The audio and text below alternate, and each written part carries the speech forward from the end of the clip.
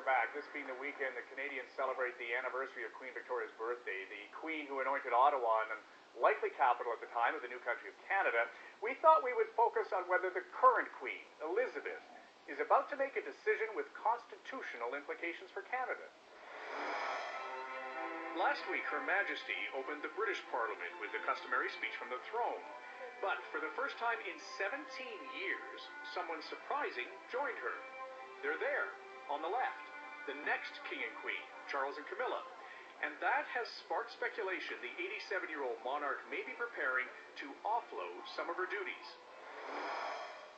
Well, joining us now from London, England, is one of the leading royal commentators on various media, but he was educated here in Canada, Rafe Heydel-Mankoo. Good to be with you again, Rafe. How are you? Hello, very well, thank you. So the monarchy, as you know, is all about symbolism.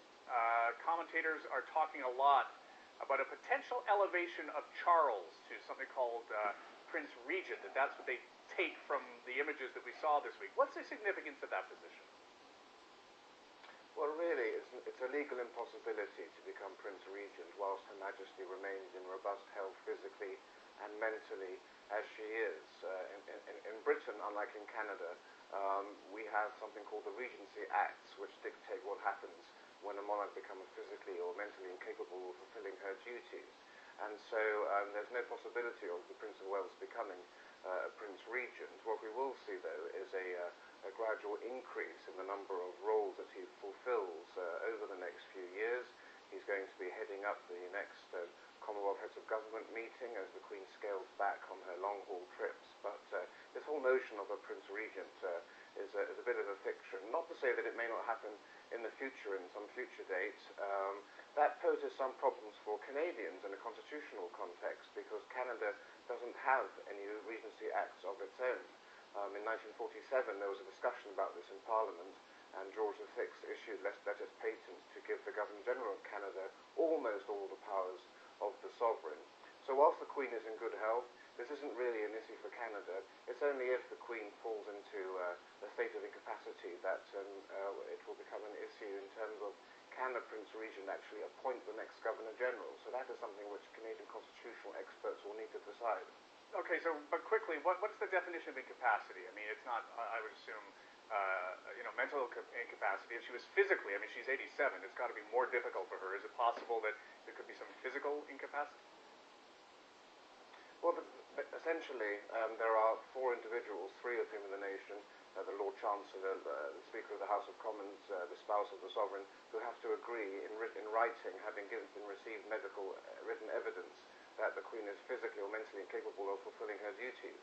And so even if she's mentally alert, if she physically cannot make any physical gesture to acknowledge, for example, the appointment of the new Prime Minister, then a Regency will be established. But it's a very difficult thing to do, and it will happen very rarely. So what we will see is the Prince of Wales is what we know as a Councillor of State, along with the Duke of Edinburgh and three other members of the royal family. They fulfil duties in the country when the Queen is abroad, and in much the same way that the Governor-General does in Canada. So we'll basically see in Britain over the next few years the Prince of Wales fulfilling more of those functions. As the Queen continues to be Queen, but will be seen less in an official or ceremonial function. All right, and then we have this week, of course, Harry already doing that in the United States, charming a lot of people down there. Has he redeemed himself, do you think?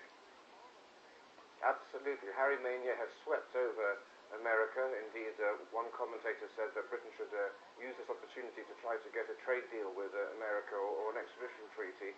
And others have said that President Obama was unwise to choose to have a meeting with Prime Minister Cameron, who was over there. He should have chosen Prince Harry and had some of the glam rub off on him in his troubled times. That would be John Stewart, yeah. Absolutely. So I think the warrior prince that we've seen over the last few days has vanquished the party prince that we saw in Las Vegas, certainly. All right. Well, listen, happy Victoria Day, Rafe. I don't think there's any other Commonwealth country that celebrates Victoria so enthusiastically as Canada does. We thank you for joining us. My pleasure. Thank you. Well, back to our lead story next.